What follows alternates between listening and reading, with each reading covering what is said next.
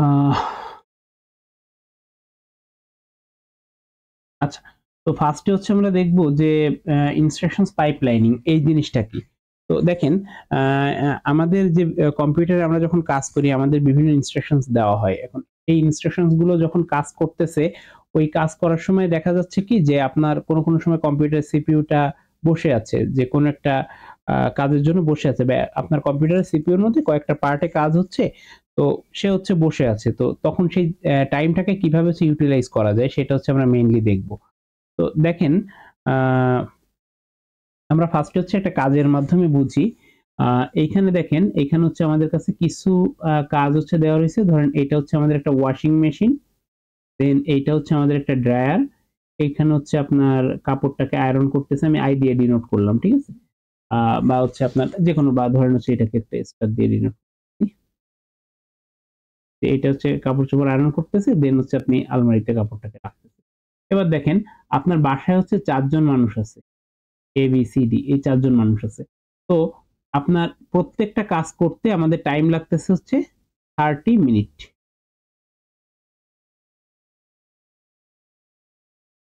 30 minute করে time লাগতেছে। তাহলে টোটাল এই 4টা কাজ একজন মানুষের কমপ্লিট করতে সময় লাগতেছে হচ্ছে আপনার 2 ঘন্টা। এবার দেখেন, এই 4টা কাজ মনে করলাম যে একটা রুমের মধ্যে হয়। এই 4টা কাজ একটা রুমের মধ্যে হয়। এবার একজন মানুষ যখন সেই রুমের মধ্যে ঢোকে, অন্য কেউ আর সেই রুমের মধ্যে ঢোকে না, সে কাজটা কমপ্লিট করে বের হয়ে আসে। তাহলে প্রথম মানুষটা 2 ঘন্টা লাগতেছে, দ্বিতীয় যে মানুষটা তার সেম কাজটা করতে আরো 2 ঘন্টা লাগবে, দেন তৃতীয় মানুষটার সেম কাজটা করতে আরো 2 ঘন্টা লাগবে, এবং চতুর্থ মানুষটার আরো 2 ঘন্টা সময় লাগবে। তাহলে টোটাল আমার টাইম লাগতেছে কত?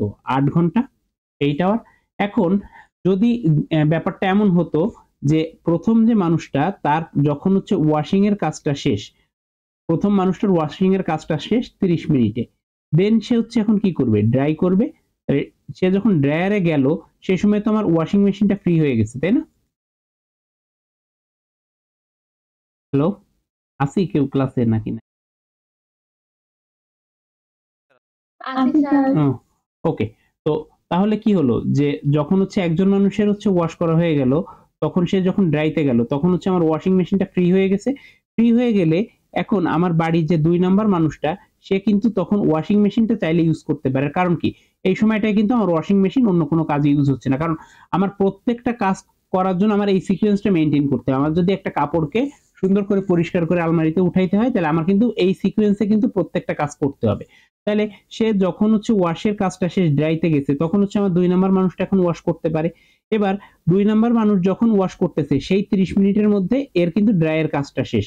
তাহলে এর ড্রাই হয়ে গেলে সে কাপড় আয়রনে দিল, মানে ইস্ত্রি করার জন্য দিল, এবং আপনার যে 2 নাম্বার মানুষটা তার তো এতক্ষণে হচ্ছে ওয়াশ করা শেষ। কারণ কি? প্রত্যেকটা কাজ করতে 30 মিনিট টাইম লাগতেছে স্টার্ট থেকে এন্ড পর্যন্ত। তাহলে সে তখন হচ্ছে ড্রাইতে দিতে পারতেছে। কারণ কি? ড্রাই মেশিনটা ফ্রি হয়ে গেছে। ড্রাইও যখন ফ্রি হয়ে গেছে, ওয়াশ মেশিনটাও ফ্রি। তাহলে 3 নাম্বার মানুষ তার ওয়াশিং এর কাজটা শুরু করতে পারে। ঠিক একইভাবে হচ্ছে কি করবে? 3 নাম্বার মানুষটা যখন ওয়াশিং এর কাজ শুরু করলো, তখন 2 নাম্বার মানুষটা হচ্ছে আয়রন করবে, এবং 1 নাম্বার যে কাজ করতেছিল সে আলমারিতে ইয়ে করবে।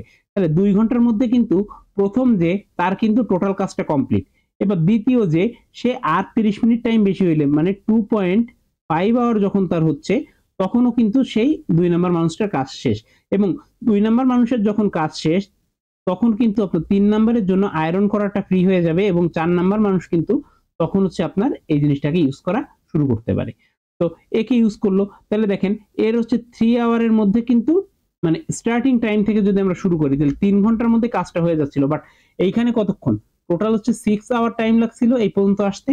তার মানে কি? আমি সেই 6 আওয়ারের কাজ 3 ঘন্টার মধ্যে করতেছি, এবং আর 30 মিনিটস যদি আমি কাউকে টাইম দিই, তাহলে হচ্ছে টোটাল আপনার এখানে 3.5 আওয়ারের মধ্যে আমার কাজটা কমপ্লিট হয়ে যাচ্ছে। তো এই জিনিসটাকেই বলতেছে হচ্ছে পাইপলাইন। তো pipelining is a technique used in modern processor to improve the performance by executing multiple instructions simultaneously. তার মানে কি? আপনার একই সাথে যদি আমি মাল্টিপল কাজকে করতে পারি, আমার প্রত্যেকটা কাজ আমার স্টেপ ওয়াইজ যাইতে হবে, যে আমি 1 নাম্বার স্টেপ থেকে আমি 3 নাম্বার স্টেপে যাইতে পারবো না। আমার প্রত্যেকটা কাজ করার জন্য এই যে 4টা স্টেপ এখানে বলা, তো আমার 1, 2, 3, 4 এইভাবে আমি যাব। তো এইভাবে যখন যাচ্ছি 1 নাম্বার কাজটা আমার যখন করা শেষ, অন্য কেউ চাইলে তো সে 1 নাম্বার কাজটাকে এখন অ্যাক্সেস করতে পারে। তো এই কনসেপ্টটাকে নিয়ে আমি যাতে একই সাথে আমার সবগুলো কাজ চালাইতে পারি, এইটাই হচ্ছে আমার পাইপলাইনিং। তো এখান থেকে আপনার যদি কোশ্চেন আসে পাইপলাইনিং কি, তাহলে হচ্ছে আপনি এই ডেফিনিশনটা লিখবেন, কিভাবে কাজ করে।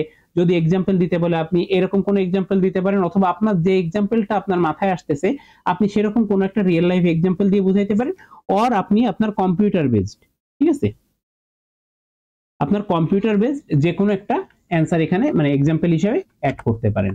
ওকে, তো এই কাজটা যখন হলো, এরপরে আসছে হচ্ছে আমাদের প্রসেসর অর্গানাইজেশন, যেটা কিন্তু আমাদের ওল্ড পড়া, আগের পড়া। আমরা কিন্তু এই জিনিসটা অলরেডি জানি যে প্রসেসরের মধ্যে কিভাবে কাজটা হয়, যে আমাদের এএলইউ রেজিস্টার কন্ট্রোল ইউনিট থাকে এবং আমাদের সিস্টেম বাসের মাধ্যমে হচ্ছে এগুলো কানেক্টেড। আমরা আগের কয়েকটা লেকচারে কিন্তু এই জিনিসগুলো অলরেডি দেখে ফেলছি। তো আমার একটা প্রসেসর কাজ করার ক্ষেত্রে ফার্স্টে কি করে, সে হচ্ছে যে ইনস্ট্রাকশনসটা তাকে দেওয়া হয়েছে সেটা ফেস করে। তো ফেস করে কিসের উপর বেস করে, আমাদের প্রোগ্রাম কাউন্টারে থাকে কোন লোকেশনে হচ্ছে আমার ইনস্ট্রাকশনসটা আছে, সেখান থেকে সে নিয়ে এসে ফেস করলো। ফেস করার পর এরপরে সে ইন্টারপ্রেট করে। ইন্টারপ্রেটে আসলে কি করে, সে হচ্ছে ডিকোড করে যে কি অ্যাকশন আমার নিতে হবে, আমার কি ইনস্ট্রাকশনস দেওয়া হয়েছে। এবার আমি বললাম এখানে বলা হয়েছে এ প্লাস বি করতে, তাহলে এ আর বি কোথায় আছে সেই ডেটাটাকে তার ফেস করে নিয়ে আসতে হবে। এরপরে সেই প্লাসের কাজটা করবে। এবার যদি আমি সেই ডেটাটাকে স্টোর করতে বলি তাহলে রাইট করবে, যদি স্টোর করতে না বলি তাহলে এটা হচ্ছে আমার জন্য অপশনাল। কিন্তু অপশনাল হইলে তো আমরা স্টেপটাকে বাদ দিতে পারি না। এইখানে হচ্ছে আমরা কি বলতে পারি, সে রাইট করছে কি করতেছে না। যদি রাইট না করে তাহলে ধরেন আমরা একটা 0 দিয়ে দিলাম, যদি রাইট করে তাহলে আমরা একটা 1 দিয়ে দিলাম। তো এই কাজগুলো যে করতেছে প্রসেসর, এই স্টেপগুলোর মাধ্যমে করতেছে। তো এই স্টেপগুলোকে আমরা যখন আমাদের পাইপলাইনের মতো করে একটু ভেঙে দেখবো যে কয়টা স্টেজ, একটা ইনস্ট্রাকশনস এর অ্যাকচুয়ালি আমাদের কয়টা স্টেজ লাগতেছে, তখন হচ্ছে ব্যাপারটা এরকম ভাবে হবে। এবং এই জিনিসগুলো হচ্ছে আমাদের জন্য ইম্পর্টেন্ট, যে কি কি লাগতেছে। আপনার হচ্ছে ফেস ইনস্ট্রাকশনস, তার মানে কি, সেই ইনস্ট্রাকশনসটাকে ফেস করে নিয়ে আসতেছে। দেন হচ্ছে আপনার ডিকোড ইনস্ট্রাকশনস, মানে আমাদের যে ইনস্ট্রাকশনস গুলো আছে সেগুলোকে সে ডিকোড করে নিয়ে আসতেছে। দেন হচ্ছে মানে আমার ফার্স্টে যে ফেসটা করলো, ফেস করার পরে সে ডিকোড করলো, যে ধরেন আপনার হচ্ছে ইয়ে দেওয়া আছে 304। তো এই 304 তো হেক্সাডেসিমেলে দেওয়া আছে, তো সেটাকে সে ডিকোড করে কি ইনস্ট্রাকশনস আছে সেটাকে বুঝতেছে, এবং সেই জায়গাটায় যে ধরেন 1254 এটা দেওয়া আছে, তাহলে 254 আমার অ্যাড্রেস, 1 হচ্ছে আমার ইনস্ট্রাকশনস, তাহলে সেই ওয়াইজ সে হচ্ছে আবার যে ইনস্ট্রাকশনসটা আছে সেটাকে সে ডিকোড করলো। এই যে অপকোড এবং দা অপারেন্ট সেটাকে হচ্ছে আপনার আলাদা করলো, ডিকোড করে ফেললো। তাহলে ইনস্ট্রাকশনসটাকে ফেস করলো আপনার পিসি থেকে, দেন হচ্ছে সেই পিসি থেকে যে ইনস্ট্রাকশনসটা আনছে সেটাকে হচ্ছে সে এখন ডিকোড করলো। আচ্ছা, ডিকোডের কাজটা তার যখন শেষ হয়ে গেল, তখন হচ্ছে এখন কি করবে, আমার ক্যালকুলেট দা অপারেন্ট। এখন আমি ডিকোড করে দেখলাম যে হচ্ছে আমার অ্যাকুমুলেটরের সঙ্গে আমার মেমোরির এই যে এটা যেটা যে 254 নাম্বার ডেটাটাকে কোন একটা কিছু করতে হবে, নিয়ে আসতে হবে, অথবা যোগ বিয়োগ কিছু একটা করতে হবে। তার মানে কি, অপারেন্ট গুলোকে হচ্ছে এখন আমরা ক্যালকুলেট করব, যে আমার ওই যে 254 তে কি অপারেন্ট আছে, যে calculate the effective address of each source operand. তো আপনার সোর্সে ধরেন আমার এই যে 254 তে ধরলাম যে আমার এ অপারেন্টটা আছে, তাহলে সেটাকে আমি সেখান থেকে হচ্ছে ক্যালকুলেট করব, যে সেটা আসলে কোথায় আছে সেই অ্যাড্রেসটাকে আমি ক্যালকুলেট করব, সেই অপারেন্টটাকে নিয়ে আসবো। দেন হচ্ছে কি, this may involve the displacement হইতে পারে, যে আমার বেজ অ্যাড্রেস হচ্ছে 254, এখান থেকে হচ্ছে আমার 4টা অ্যাড্রেস পরে যে আছে, ধরেন একটা অ্যারে, তাহলে অ্যারের মেইন লোকেশনটা 254 এবং সেই অ্যারের আপনার হচ্ছে 4 নাম্বার ইন্ডেক্সে আছে, তাহলে সেটা হইতে পারে, অথবা রেজিস্টার ইনডিরেক্ট হইতে পারে, ইনডিরেক্ট বা হচ্ছে ইনডিরেক্ট অ্যাড্রেসিং হইতে পারে, যে কোনো অ্যাড্রেসিং এর মাধ্যমে হচ্ছে আমরা অপারেন্টটাকে ক্যালকুলেট করব। এরপর হচ্ছে আমরা কি করব, ফেস দা অপারেন্ট। তাইলে আমরা ক্যালকুলেট করলাম যে সেই অপারেন্টটা কোন লোকেশনে রাখা আছে, এবার সেই লোকেশন থেকে হচ্ছে অপারেন্ট গুলোকে আমরা ফেস করে নিয়ে আসবো। ফেস করে নিয়ে আসার পরে সেটা আমার মেমোরিতে থাকতে পারে, বিভিন্ন রেজিস্টারে থাকতে পারে, নিয়ে এসে রাখলাম। এবার হচ্ছে অ্যাকচুয়ালি যে আমার ধরেন এ প্লাস বি বলছে, অথবা অ্যাকুমুলেটরের সঙ্গে বি কে যোগ করতে বলছে, সেই কাজটা হচ্ছে করব, যেটাকে বলা হচ্ছে এক্সিকিউট ইনস্ট্রাকশনস। তো এখানে হচ্ছে যে ইনস্ট্রাকশনসটা বলছে সেটা করব। দেন হচ্ছে আপনার রাইট অপারেন্ট, মানে আমি এখন হচ্ছে আমি যে কাজটা করলাম, যে এসির সঙ্গে বি কে যোগ করলাম, যোগ করে যে ফলাফলটা পাইলাম সেটাকে রাইট করব।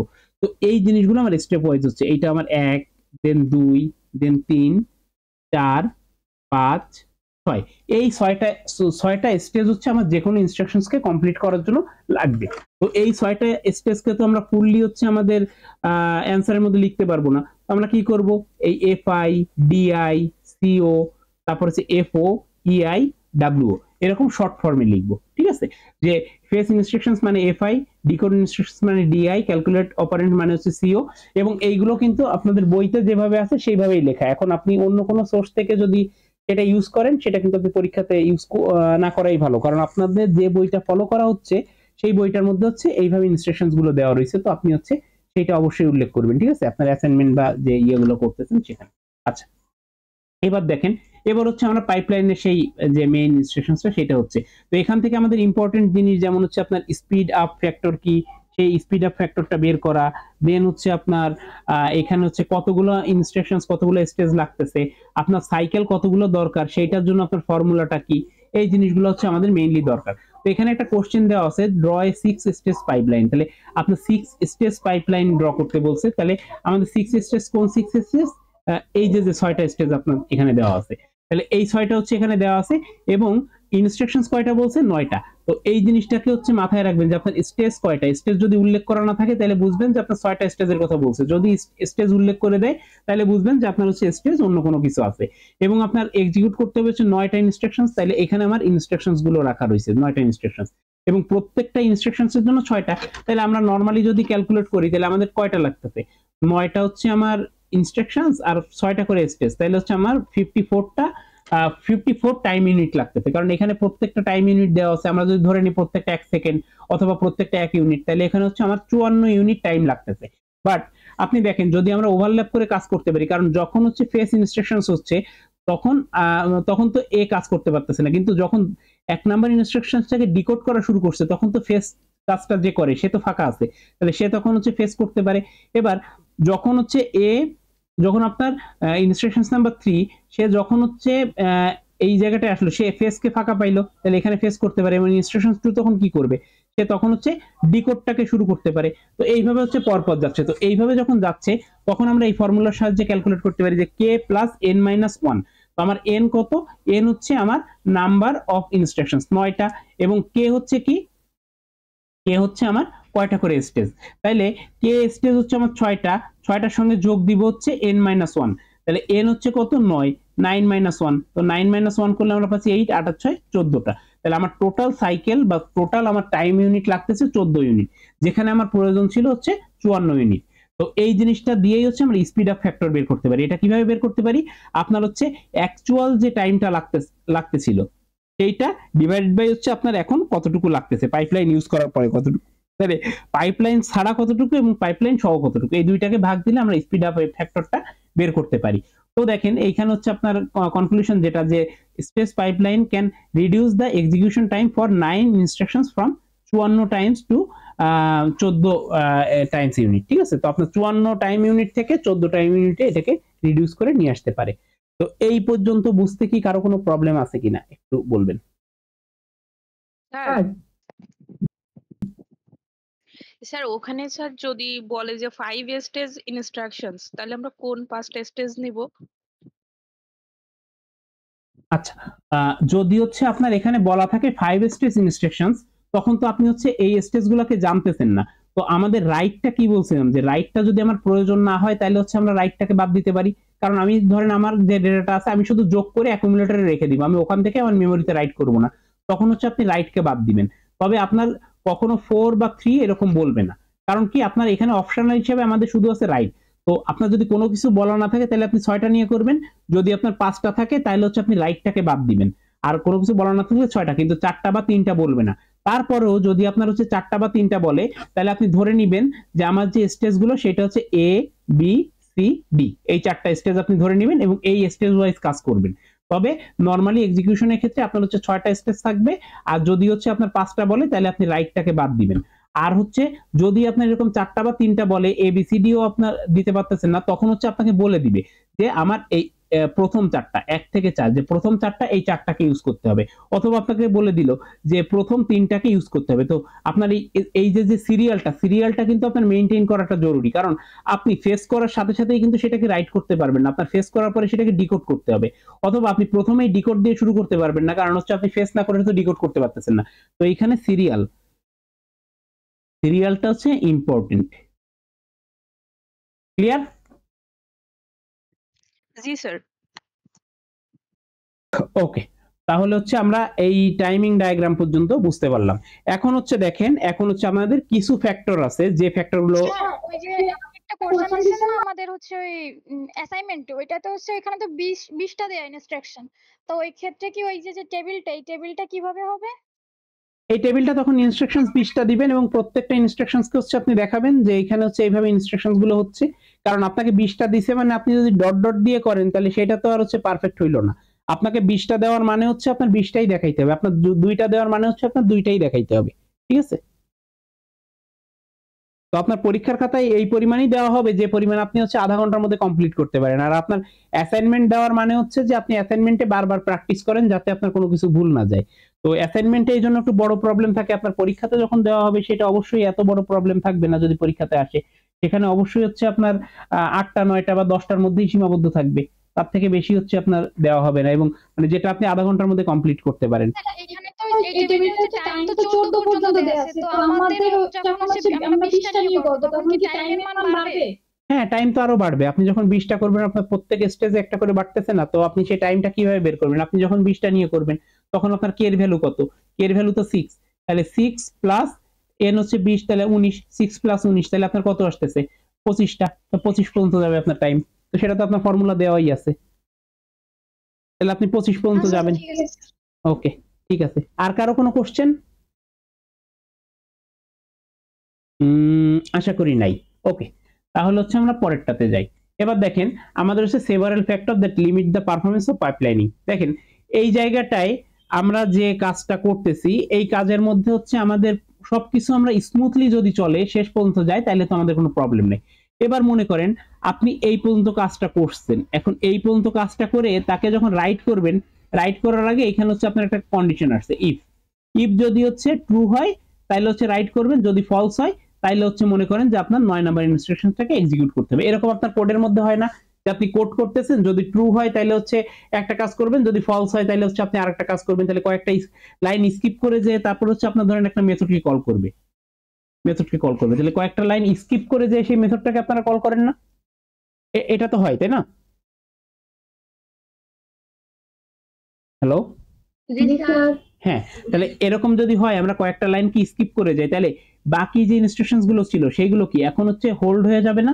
তো এটা হোল্ড না হয়ে কি করে পাইপলাইন থেকে হচ্ছে এই ইনস্ট্রাকশনস গুলোকে আপাতত বের করে দেয়। মনে করেন আপনার এইটার পরে রাইট করতে হবে, তো রাইট করার জন্য হচ্ছে আপনার এই কাজটা করার দরকার। তাইলে ওই যে যে আপনার একটা ইফ কন্ডিশন দিল, ইফ কন্ডিশন দেওয়ার মাধ্যমে কি হলো? একটা ইফ কন্ডিশন মানে হচ্ছে আমরা নরমালি এরকম করি না, একটা ইফকে হচ্ছে এরকম করি, দুইটা ব্রাঞ্চ হয়, একটা হচ্ছে আপনার ট্রু হইলে একটা হচ্ছে আপনার ফলস হইলে। তাহলে দুইটা ব্রাঞ্চ যখন হলো, এই ব্রাঞ্চিং হইলে তখন হচ্ছে আমাদের জন্য একটা প্রবলেম ক্রিয়েট হয়। তো সেই প্রবলেমটাকে হচ্ছে আপনার মেইনলি এই জায়গাটায় দেখানো হয়েছে। যে মনে করেন যে আপনি একটা ডেটাকে ফেস করলেন, তারপরে ডিকোড করলেন, দেন ক্যালকুলেট করলেন, ক্যালকুলেট করার পরে এবার হচ্ছে চেক করবে যে এই ব্রাঞ্চটা কি হচ্ছে আনকন্ডিশনাল কিনা। যদি আপনার ব্রাঞ্চটা আনকন্ডিশনাল না হয়, ঠিক আছে, তাহলে হচ্ছে আপনার পরপর কাজগুলো করতেছে, যে আপনার কোনো ব্রাঞ্চ নাই, মানে এখানে হচ্ছে আপনার আনকন্ডিশনাল ব্রাঞ্চ, মানে আপনার এইখানে কোনো ব্রাঞ্চ নাই। যদি হচ্ছে আপনার কোনো ব্রাঞ্চ না থাকে তাহলে তো আপনি পরপর যাইতে পারেন, বাট যদি আপনার হচ্ছে ব্রাঞ্চ থাকে তার মানে কি আপনার যে ব্রাঞ্চটা থাকলো আপনার এখন সেই লাইনে জাম্প করে যাইতে হবে। তো সেই লাইনে যখন জাম্প করে যাবেন সেই লাইনে নতুন কাজ বা নতুন ডেটা লাগতে পারে, এই জন্য আপনার প্রোগ্রাম কাউন্টারকে আপডেট করতে হবে। আপডেট করে এমটি পাইপ মানে কি, আমার কাছে হচ্ছে এখন পাইপে যে ডেটাগুলো ছিল এই ডেটাগুলোকে হচ্ছে আমি বাদ দিব, কারণ কি এখান থেকে একটা জাম্প হয়েছে এইখানে, তাহলে জাম্প যখন হইলো তখন হচ্ছে আমি আমার যে ডেটাগুলো আছে ডেটাগুলোকে হচ্ছে আমি বাদ দিয়ে দিলাম। এবার পাইপলাইনকে এমটি করে এখন ওই যে আমার যে 6 নাম্বার বা 7 নাম্বারে আমি গেলাম সেখানে জাম্প করে যাব। এবার সেই জায়গায় যে আবার নতুন ইনস্ট্রাকশনস কাজ করতেছে, তার মানে কি সেই ইনস্ট্রাকশনস এর হচ্ছে অনেকগুলো স্টেপ আছে, সেই স্টেপ ওয়াইজ হচ্ছে আপনার পরপর যাচ্ছে। যদি এখানে এসে আবার চেক করতেছে যে এখানে আবার কোনো ব্রাঞ্চ আছে কিনা, যদি ব্রাঞ্চ থাকে তাহলে আবার সেই ব্রাঞ্চের জন্য কাজ করবে। অনেকটা হচ্ছে আপনারা রিকারশন করছেন, তো রিকারশনে যেভাবে কাজ করছেন অনেকটা সেইভাবে কাজ করে।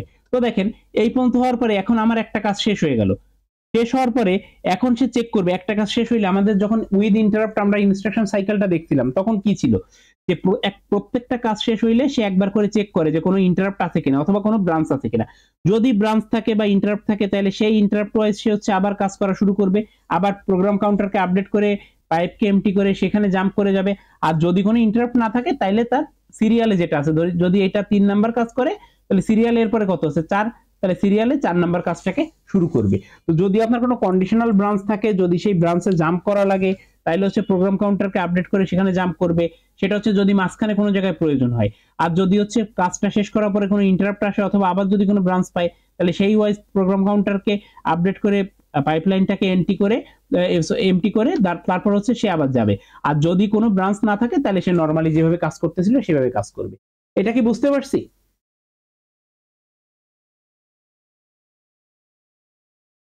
এই ফ্যাক্টর গুলো কি ক্লিয়ার? স্যার না এটা ক্লিয়ার হয়নি। আচ্ছা, তাহলে আবার দেখাই।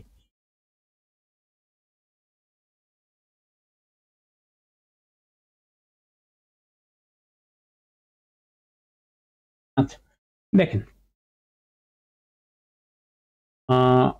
আচ্ছা এইটা দেখার জন্য আমরা এই ডায়াগ্রামটা একটু দেখি। মনে করেন যে আপনার হচ্ছে ইনস্ট্রাকশন 3 করতেছিলেন, এবার দেখেন ইনস্ট্রাকশন 3 করতে যে এইখানে হচ্ছে ইআই তে যখন গেছে, ইআই তে যাওয়ার পরে এইখান থেকে একটা জাম্প হয়েছে, দেখেন ডাব্লিউও কিন্তু এখনো সম্পূর্ণ কমপ্লিট করে পারে নাই। ইআই তে একটা জাম্প হয়েছে, যে জাম্পে কি হয়েছে যে ইনস্ট্রাকশন 3 থেকে আপনার 15 নম্বর ইনস্ট্রাকশনসে চলে আসছে। তাহলে এই জায়গাটায় যখন আসলো সেই কাজটা কি আবার প্রথম থেকে শুরু হয়েছে না? 15 নম্বর ইনস্ট্রাকশন সে ফেস করবে, দেন ডিকোড করবে, দেন হচ্ছে বাকি কাজগুলো করবে। তো এই জায়গাটা হচ্ছে রাইট না করে সেই জায়গাটায় হোল্ড ছিল। এবার দেখেন অলরেডি তো 4 5 6 7 8 9 মানে এরকম 14 পর্যন্ত ইনস্ট্রাকশনস গুলো তারা তো অলরেডি কিছু জিনিস লোড করে ফেলছিল না এই জায়গাটার মধ্যে, কিন্তু এখান থেকে তার একটা জাম্প আসছে না 15 নম্বরে। তো এই যে যে জায়গাটুকু সেই জায়গাটুকুকে সে পাইপলাইন থেকে আগে বের করবে এবং যে জায়গায় যাইতে বলছে সেই জায়গার হচ্ছে প্রোগ্রাম কাউন্টারকে আপডেট করবে। কারণ কি আমার যখন 15 নম্বর কাজটা করতে হবে তখন তো আমার প্রোগ্রাম কাউন্টার আপডেট না হইলে আমি তো সেই কাজটাকে ফেস করে আনতে পারবো না। তো দেখেন এই জায়গাটায় আসি এবার।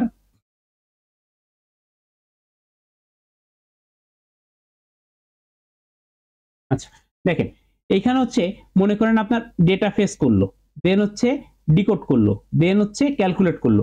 ক্যালকুলেট করার পর এখন সে দেখলো যে তার হচ্ছে এইখানে দুইটা অপারেন্ড লাগতেছে, একটা হচ্ছে ধরেন আপনার এ লাগতেছে আর একটা লাগতেছে হচ্ছে বি।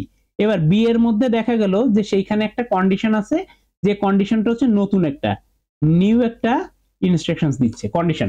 কারণ কি এখানে কন্ডিশন চেক করতেছে, যদি নতুন একটা ইনস্ট্রাকশন দেয়, আপনি কোনো একটা কাজকে মাঝপথে যখন হোল্ড করেন, আপনার যেমন ইন্টারাপ্ট আসছিল তখন কি করেন, নতুন ইনস্ট্রাকশন যখন পান সেই ইনস্ট্রাকশন অনুসারে আপনার কি করতে হবে, প্রোগ্রাম কাউন্টারটাকে আপডেট করতে হবে না?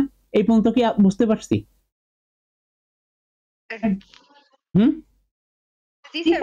আচ্ছা, তাহলে প্রোগ্রাম কাউন্টারকে যখন আপডেট করব তখন তো আমার কাছে নতুন কাজ আসছে, তাহলে এর পরে আমার যে কাজগুলো করার কথা ছিল সেই কাজকে আমি এখন করতে পারবো? একটু রেসপন্স করবেন সাথে সাথে, তাইলে বুঝতে বেশি সুবিধা হবে। হ্যালো, জি স্যার আসি। হ্যাঁ, তা একটু রেসপন্স করেন সাথে সাথে। তাহলে আমরা এই কাজগুলোকে তো করতে পারবো না, তাহলে এই কাজগুলোকে যখন করতে পারবো না তখন হচ্ছে কি হবে, এইগুলো আমার পাইপলাইন থেকে শুধু একটা ইনস্ট্রাকশনস তো না, পরপর প্রত্যেকটা ইনস্ট্রাকশনস আরো গুলো হচ্ছে এফআইডিআই থেকে শুরু হয়েছিল, তাহলে সবগুলো কি পাইপ থেকে বের হয়ে যাবে না? এখান থেকে হচ্ছে আমরা বাদ দিয়ে দিব, বাদ দিয়ে নতুন যে কাজটা আমাদের কাছে আসছে এই কাজটা মনে করেন হচ্ছে আমাদের 10 নাম্বার ইনস্ট্রাকশন, তাহলে সে প্রোগ্রাম কাউন্টারকে 10 নাম্বার ইনস্ট্রাকশন হিসাবে হচ্ছে আপডেট করবে। তারপরে কি পাইপকে এমটি করবে, তার মানে কি পাইপকে এমটি করে দিল, মানে যে কয়টা কাজ লোড করছিল সেগুলোকে বাইর করে দিল, বাইর করে দিয়ে এখন সে 10 নাম্বার ইনস্ট্রাকশনসটা কাজ করা শুরু করবে। এবার 10 নাম্বার ইনস্ট্রাকশন যে কোনো ইনস্ট্রাকশন যখন শুরু হয় তখন কি ফেস, তারপরে ডিকোড, তারপর হচ্ছে ক্যালকুলেট, এইভাবে শুরু হয় না? আচ্ছা, এবার সে ওই 10 নাম্বার কাজটা করতে এসে এখন দেখলো কি আমাদের কাছে কোনো ব্রাঞ্চ নাই, মানে আমাদের কাছে কোনো কন্ডিশন নাই, তাহলে সে নরমালি হচ্ছে বাকি কাজগুলো করতে পারবে এবং সেই কাজের থেকে শুরু করে বাকি কাজগুলো হচ্ছে নরমালি চলতে থাকবে।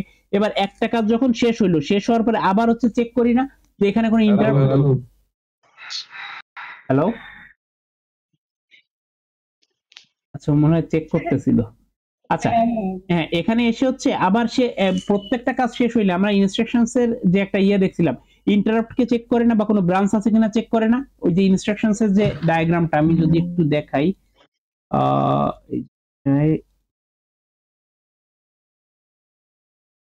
সরি এটা না।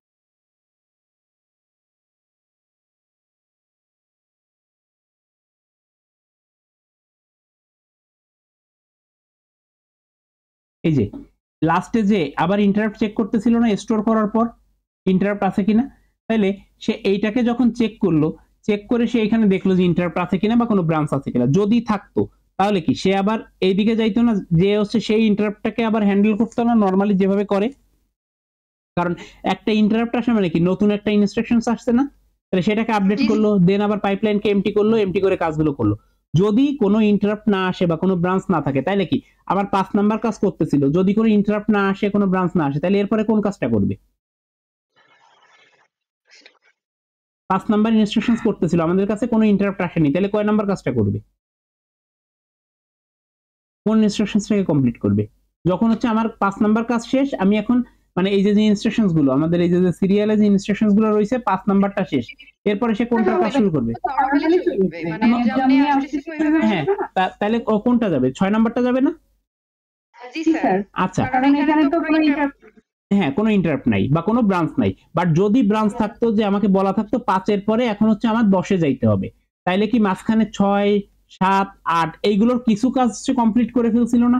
সেই কাজগুলো কি আর রাখতে পারবে নিজের কাছে? সেটাও পাইপলাইন থেকে বাদ দিতে হবে। তাহলে এই যে এই জায়গাটায় যেটা হইছে, যে মনে করেন যে এই পর্যন্ত হচ্ছে আমার কাজটা করছে, এই পর্যন্ত কাজটা করছে, করার পরে তার এখন মনে হইছে যে আমার হচ্ছে বা কোনো একটা ইন্টারাপ্ট আসছে, যার কারণে তার হচ্ছে 9 নাম্বার কাজটা করতে হবে। তাহলে 9 নাম্বার কাজ যখন করতে হবে, তার তো এই জায়গা থেকে শুরু করতে হবে। তাহলে এর মধ্যে দেখেন এই কয়টা কাজ তো অলরেডি লোড করে কিছু কাজ শেষও করে ফেলছিল, কিন্তু সেই কাজটাকে কি আর পাইপলাইনের মধ্যে রাখতে পারবে? পারবে না। কারণ কি এই যে কাজটুকু, এই কাজটুকু কি অলরেডি শেষ করতে পারছিল? এই যে কাজটুকু, এইটুকু শেষ কখন করতে পারতো? যখন এইটা ডাব্লিউ তে যাইতো, তখন এইটা যাইতো হচ্ছে এ স্টেপে, মানে এইটা তখন হচ্ছে এই 5 নাম্বার ইনস্ট্রাকশন জন্য। তাহলে এইটুকু যেটুকু কাজ হইলো না, সেইটা সহ তার সম্পূর্ণ কাজটাকে পাইপলাইন থেকে বাদ দিতে হয়েছে। তো এই জিনিসটাই হচ্ছে এখানে বোঝানো। এখন কি ক্লিয়ার এই কনসেপ্টটা? আচ্ছা, কিন্তু আপনার এই আমার মাউসে কাজ করে না কেন?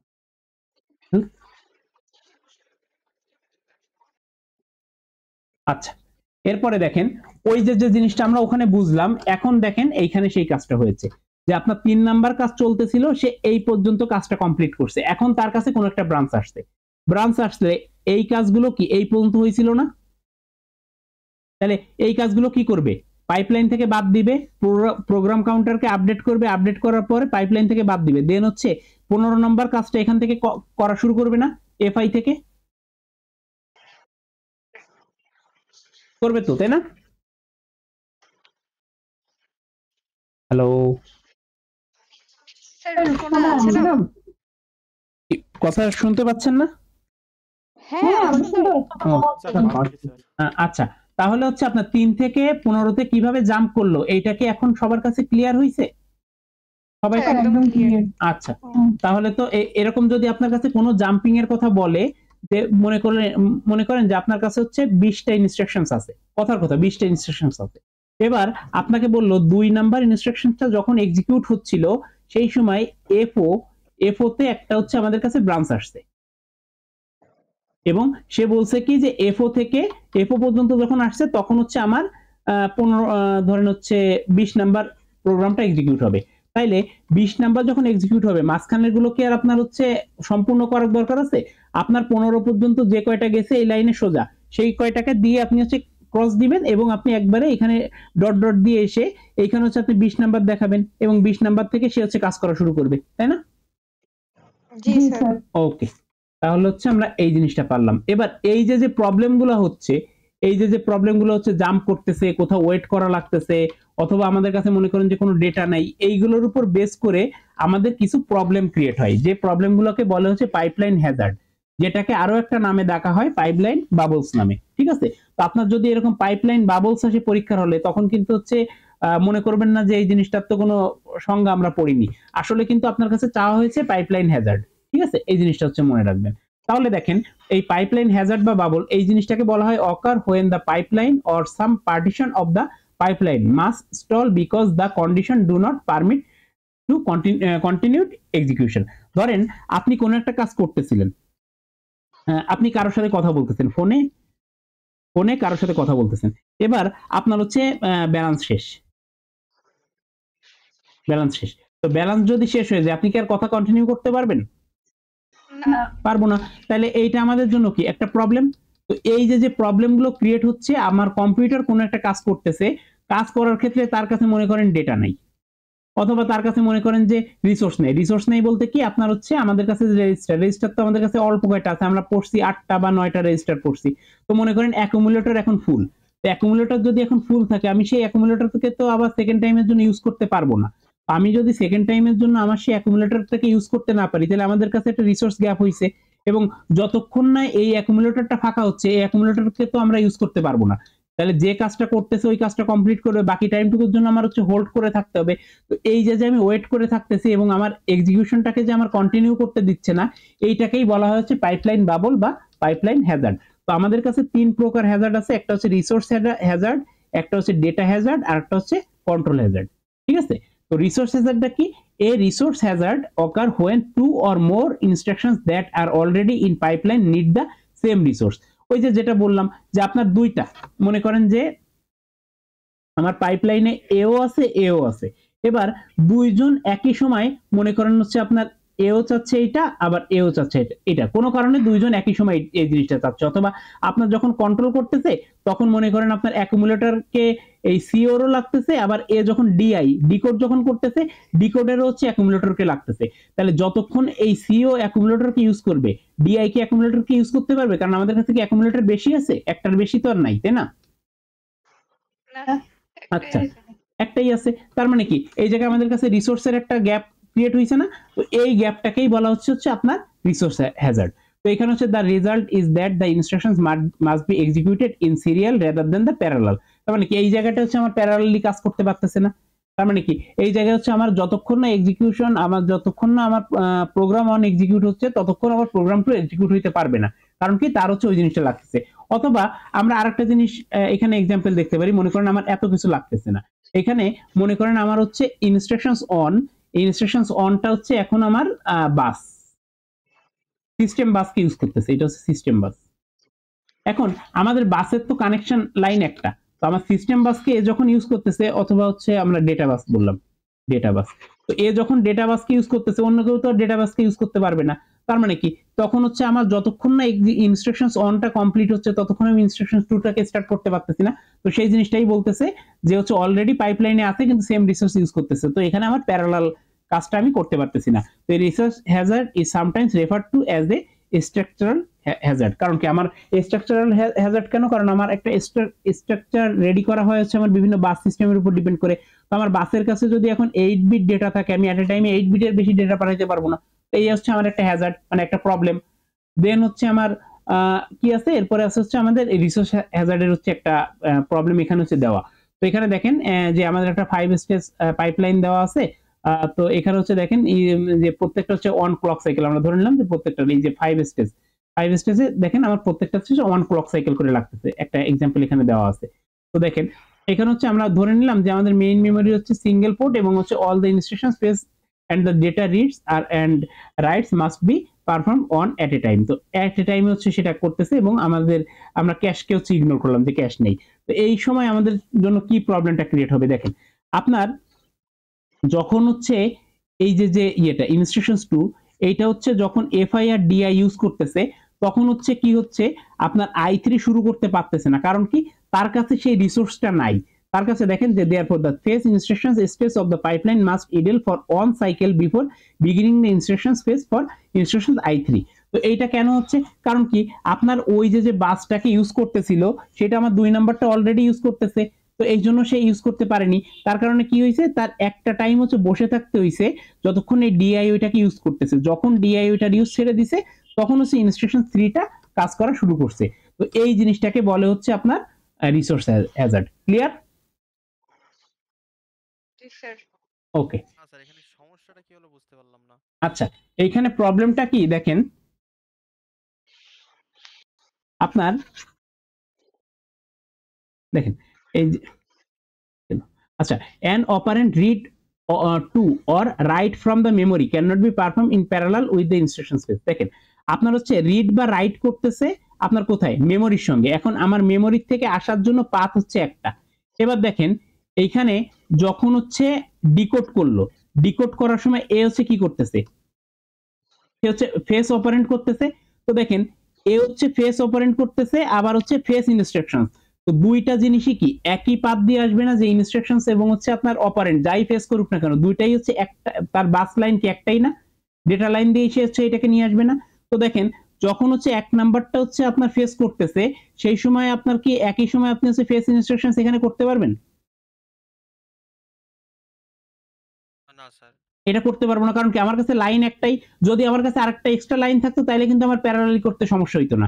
তাইলে এই সময় তার কি করতে হবে, তার হচ্ছে এখন ওয়েট করতে হবে যে যতক্ষণ না এই প্রথম ইনস্ট্রাকশনসটার ফেসিংটা কমপ্লিট হচ্ছে ততক্ষণ হচ্ছে আমি এই ফেসিংটা করতে পারবো না। তো এই সময়টার জন্য কি সে হচ্ছে বসে আছে, এই জন্য হচ্ছে অ্যাডেল বলে দিছে যে এখানে হচ্ছে সে বসে আছে। তারপরে যখন এর ফেসিংটা শেষ তখন হচ্ছে এই জায়গাটায় আসলো, কারণ কি এইখানে দেখেন এখানে আরেকটা ফেসিং আছে। তো এই ফেসিংটা মনে করেন যে অন্য একটা জায়গা থেকে ফেস করতেছে, সে অন্য একটা বাস ইউজ করতেছে, যার জন্য এইখানে প্রবলেমটা হচ্ছে না। বাট এই জায়গাটায় প্রবলেমটা ক্রিয়েট হয়েছে কারণ কি i1 এবং i3 সে হচ্ছে একই জায়গা থেকে ফেস করতে চাচ্ছে। ক্লিয়ার? তো এরকম একটা মানে হাইপোথিসিস হচ্ছে এখানে, বা আপনার হচ্ছে মানে ধরে নিছে যে এই টাইমটা হচ্ছে এই জিনিসটা করতেছিল যার কারণে হচ্ছে এটা করতে ইউজ করতে পারতেছে না। তো এই হ্যাজার্ডটাকে বলতেছে হচ্ছে আপনার এই রিসোর্স হ্যাজার্ড। এখন কি ক্লিয়ার? স্যার মানে এফ আই আর এফও যে একই জায়গা থেকে অ্যাক্সেস করতেছিল এটা আমরা ধরে নিচ্ছি। হ্যাঁ ধরে নিচ্ছি, ওকে স্যার। এটাকে ধরে নিয়ে, কারণ এইটাকে ধরে না নিয়ে এই যে দেখেন অ্যাজিউম হচ্ছে আমরা অ্যাজিউম করে নিচ্ছি, কারণ এটাকে যদি আমরা ধরে না নিই তাহলে তো হচ্ছে আমরা বুঝতে পারবো না যে আসলে কাজ করতেছে কিনা। অ্যাকচুয়ালি হচ্ছে কম্পিউটারের মধ্যে এই জিনিসটা হয়, কারণ আমাদের কাছে হচ্ছে বাস আছে হচ্ছে তিনটা, মানে মেইন বাস হচ্ছে তিনটা, ডেটা, অ্যাড্রেস আর হচ্ছে কন্ট্রোল। এবার আপনি যে লাইন দিয়ে মনে করেন এখন ডেটা আনতেছেন সেই লাইন দিয়েই আপনি মনে করেন অ্যাড্রেস আনতে চাচ্ছেন, ঠিক আছে? অথবা দুইটা ডেটা আপনি হচ্ছে এট এ টাইমে আনতে চাচ্ছেন, সেটা তো আপনার পক্ষে আনা পসিবল না। তো আমরা ধরে নিচ্ছি যে এখানে এফও যখন আনতেছে তখন হচ্ছে i3 এবং i1 দুইটাই হচ্ছে একই বাস ইউজ করতে চাচ্ছে। তো যতক্ষণ i1 বাসটাকে ছেড়ে না দিবে ততক্ষণ i3 এই বাসের কাজটা করতে পারবে না। ক্লিয়ার? জি স্যার। ওকে। তো তার জন্য কি করতেছে, সে একটা স্টেপ সে বসে থাকতেছে, দেন পরের স্টেপ থেকে শুরু করতেছে। আচ্ছা, এরপরে আমাদের আছে হচ্ছে ডেটা হ্যাজার্ড। তো ডেটা হ্যাজার্ডের কাজ কি, a hazard occur when there is a conflict in the access of operand location. তার মানে আপনার একই লোকেশন থেকে হচ্ছে আপনি এবার অপারেন্ট নামতেছেন। আগেরটাকে আমাদের বাসের কারণে সমস্যা হয়েছিল, কারণ কি একই বাস। তো এখন হচ্ছে আমাদের কি হয়েছে যে আমরা একই জায়গা থেকে হচ্ছে অপারেন্ট নামতে চাচ্ছি একই লোকেশন থেকে। তো দেখেন two instructions in a program are to be execute in sequence and both access a particular memory or register. তো দুইজন একই জায়গায় অ্যাক্সেস করতেছে। if the two instructions are executed in strict sequence no problem. যদি আপনার হচ্ছে দুইটা পরপর সিকোয়েন্সে যাইতো তাহলে তো প্রবলেম ছিল না, কিন্তু এখানে যদি হয় যে আপনি একই টাইমে হচ্ছে অ্যাক্সেস করতে চাচ্ছেন তাহলে তো হচ্ছে সেই জায়গাটায় সে আপনাকে দিতে পারবে না। তখন হচ্ছে যে প্রবলেমটা অকার হচ্ছে যে সে হচ্ছে ওই যে আপনার ডিকোড করলো, ডিকোড করার পরে এ হচ্ছে ফেসিং করতেছে, দেন হচ্ছে এক্সিকিউট যখন করতেছে সে একই জায়গায় পয়েন্ট করে আছে, যার কারণে তাকে কিছু সময় হচ্ছে ওয়েট করে থাকতে হইলো। ঠিক আছে, এটা কি বুঝতে পারছেন? ওই একই রকমই আগেরটায় যেটা ছিল হচ্ছে আপনার বাসের মধ্যে কনফ্লিক্ট হচ্ছিল, এখন হচ্ছে আপনি একই জায়গা থেকে ডেটা আনার জন্য হচ্ছে কাজ করতেছেন, সেজন্য হচ্ছে এই প্রবলেমটা হচ্ছে। আর এইটা হচ্ছে টাইপ অফ ডেটা হ্যাজার্ড। এখানে হচ্ছে আপনার তিন টাইপের ডেটা হ্যাজার্ড আছে, একটা হচ্ছে রিড আফটার রাইট, একটা হচ্ছে রাইট আফটার রিড, আর একটা হচ্ছে এন রাইট আফটার রাইট। ঠিক আছে, মানে এন পরিমাণ রাইট করবেন after the right, or output dependency, আপনি আউটপুটের উপর ডিপেন্ড করবেন। এইটা কি ক্লিয়ার ডেটা হ্যাজার্ডটা? স্যার আচ্ছা, আর এইটা সম্পর্কে হচ্ছে আপনার আরো যদি একটু ক্লিয়ার হইতে হয়, মানে এখানে হচ্ছে আমি একদম বেসিক যতটুকু হচ্ছে আমাদের প্রয়োজন সেইটুকুই রাখছি। আর একটু ক্লিয়ার হইতে হলে একটু বইটা দেখবেন। এখানে হচ্ছে যেহেতু আমাদের একদম লাস্টের দিকে চলে আসছি তাই, এবং আমি বলছিলাম যে এই লেকচারটা অনেক বেশি বড় করব না, যার কারণে হচ্ছে এখানে আমাদের একদম মেইন যে জিনিসটুকু আমাদের দরকার সেইটুকুকে রাখছি। তো প্রত্যেকটা জিনিসের হচ্ছে একদম বিস্তারিত ডেসক্রিপশন হচ্ছে আপনার বইয়ের মধ্যে দেওয়া রয়েছে, সেটা দেখেন। তারপরেও যদি কারো কোথাও বুঝতে অসুবিধা থাকে তাহলে ডেস্কে এসেন, আমি হচ্ছে সেটা অবশ্যই বুঝাই দিব। ঠিক আছে, আচ্ছা। এরপরে আছে হচ্ছে আমাদের কন্ট্রোল হ্যাজার্ড। তো কন্ট্রোল হ্যাজার্ডটাকে আপনার আরো বলা হচ্ছে ব্রাঞ্চ হ্যাজার্ড। তো এইটার প্রবলেমটা কি হয় দেখেন, আপনার হচ্ছে occur when the pipeline makes the wrong decision on a branch prediction. তো এইখানে হচ্ছে ব্রাঞ্চটাকে প্রেডিক্ট করে। এখানে হচ্ছে আমাদের মেইনলি 5টা টাইপের আছে, তো তার মধ্যে থেকে হচ্ছে আমরা ব্রাঞ্চ প্রেডিকশনটা হচ্ছে মেইনলি গুরুত্ব দিয়ে দেখতেছি। বাকিগুলো হচ্ছে আপনার বিভিন্ন কাজ করে, তো ব্রাঞ্চ প্রেডিকশনটা লাগে। তো begin instructions into the pipeline that must be subsequently be discard. আচ্ছা দেখেন, এখানে মেইনলি কি হচ্ছে, আপনার কাছে ধরেন একটা কোড আছে, এখান থেকে হচ্ছে শুরু হয়েছে, শুরু হওয়ার পরে ও নর্মালি এই কোডটা মানে এ বারবার হচ্ছে কোডটাকে রান করে দেখছে যে এই জায়গায় এসে তার কাছে হচ্ছে একটা ব্রাঞ্চ আসে। এই জায়গায় দেখছে। তো সে কি করবে যে যতবার ব্রাঞ্চ আসবে এখানে সেই ব্রাঞ্চটাকে নিবে। এবার পরপর যদি সে 2 বার ব্রাঞ্চ না পায়, দেখেন এই যে প্রেডিকশন টেকেন, এখানে সে কতক্ষণ টেক করবে যতক্ষণ সে ব্রাঞ্চ পাচ্ছে। এবার মনে করেন একটা জায়গায় সে ব্রাঞ্চ পায়নি, যখন সে প্রথমবার ব্রাঞ্চ পাইলো নিল, তারপরের বার ব্রাঞ্চ পাইলো নিল, তারপরে যখন পাবে না তখন হচ্ছে সে আবার কি করবে, নট টেকেনে চলে যাবে। নট টেকেনে চলে যাওয়ার পরে একবার নট টেকেনের পরে সে যদি আবার প্রেডিকশন পায় তাহলে সে আবার সেটাকে প্রেডিকশন টেক করবে। একবার যদি নট টেকেনের পরে সে আবার প্রেডিকশন পায় তাহলে সে আবার প্রেডিকশনকে টেক করবে। কিন্তু পরপর যদি 2 বার নট টেকেন পায়, 2 বার যদি নট টেকেন পায় তাইলে হচ্ছে সে সেই প্রেডিকশনটাকে আর নিবে না। মানে আমাদের নরমালি যদি যাই, এইটা হচ্ছে আমাদের প্রথমটা গেল, দেন হচ্ছে সে এখানে প্রেডিক্ট সে এখানে ধরে রাখছে যে এখানে হচ্ছে আমাদের একটা ব্রাঞ্চ আসে, তাহলে সে এই ব্রাঞ্চটাকে রিসিভ করবে। দেন সে এইটাতে যাওয়ার পরে পরের স্টেপে সে আরেকটা ব্রাঞ্চ পাইলো, সে এইটাকেও টেক করবে। বাট পরের স্টেপে যে সে যদি ব্রাঞ্চ না পায় তাইলেও সে কি করবে, পরের স্টেপে যে যদি ব্রাঞ্চ না পায় তাইলেও সে একটা প্রেডিকশন নিবে যে এখানে একটা ব্রাঞ্চ আসতে পারে। বাট তারপরে যখন সে হচ্ছে প্রেডিকশন পাইলো না যে এইটাকে হচ্ছে আমরা নিব না, মানে পরপর 2 বার যদি সে নট টেকেন পায় তাহলে সে প্রেডিকশনটাকে আর নিবে না। সে কি করবে, ওই সেই নট টেকেন যতবার পাবে সে হচ্ছে ইয়ে করবে। পরপর 2 বার যদি হচ্ছে আপনার নট টেকেন পায় তাহলে সে এখানে থাকলো, যে এই যে পরপর 2 বার নট টেকেন পেয়েছে সে হচ্ছে প্রেডিকশন নট টেকেন ধরে নিছে। বাট 3 বারের বাদ সে যখন আবার প্রেডিকশন পাইলো তখন হচ্ছে সে এই জায়গাটায় আসলো, আসার পরে পরপর আবার 2 বার যখন ইয়ে করলো প্রেডিকশন পাইলো তখন হচ্ছে সে আবার প্রেডিকশন টেকেনে চলে গেল। ঠিক আছে, এইটা একটু কমপ্লেক্স লাগতে পারে, বাট হচ্ছে একটু বলেন যে বুঝছেন কিনা, যদি না বুঝেন আমি আবার বুঝাবো। এটা কি বুঝতে পারছেন? স্যার আচ্ছা, এইখানে হচ্ছে আপনাদের আরেকটা জিনিস হচ্ছে, আমি তাহলে একটু দেখাই, একটা ইমেজ দিয়ে দেখাই তাহলে আপনি। আহ,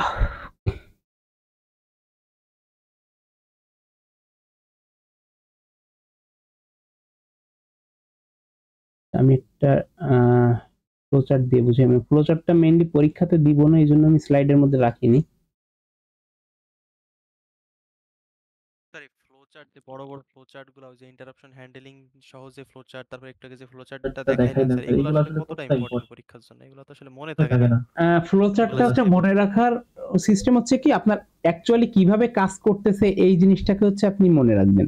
তাহলে ফ্লোচার্টের মধ্যে আপনার টার্ম গুলো একদম হুবহু যেভাবে আছে ওরকম না হইলেও সমস্যা নেই, বাট কিভাবে কাজ করতেছে কাজটা যদি আপনি ফ্লোচার্ট দিয়ে বুঝাইতে পারেন তাহলে হচ্ছে আপনি মোটামুটি ভালো মার্কস পাবেন। ওকে। কম্পিউটার আর্কিটেকচার,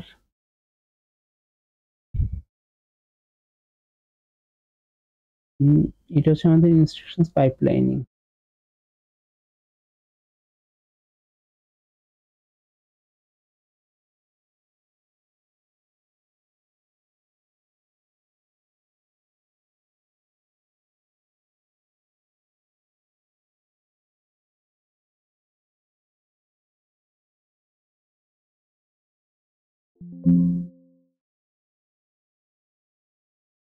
আপনাদের যে স্লাইড দিছি ওইটাতে এটা নাই, ঠিক আছে, আমি হচ্ছে এমনি জাস্ট ছবিটা দিয়ে দেখাচ্ছি। এর পাশে হচ্ছে আমরা স্টেপ।